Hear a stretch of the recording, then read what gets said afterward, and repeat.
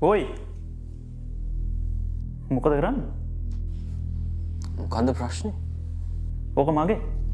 ඕක මගේ කෝප්පේ. මං බොන්නේ මට ඕන කෝප්පෙන්. කෝප්ප රජුරෝ කියලා දිතන් ඉන්නේ. දෙන්නමයි කෝප්. මේ මොනවා කරන්නද?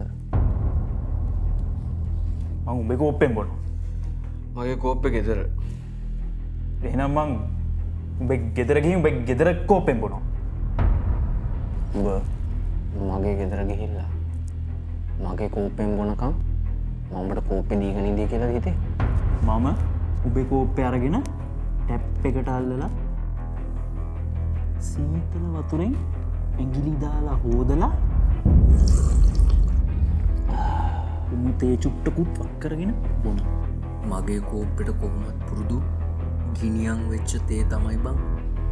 උඹ කෝප්ප නරියා. කෝප්ප නරිය.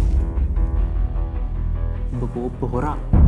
අතැරපං මම මේක මගේ ගෙදර ගෙනහිල්ලා එකට උණු කිරිතේ වක් කරලා එතකොට උඹේ කෝප්පෙන් මම සීතල කිරි චුට්ටක් දාලා බොනවා.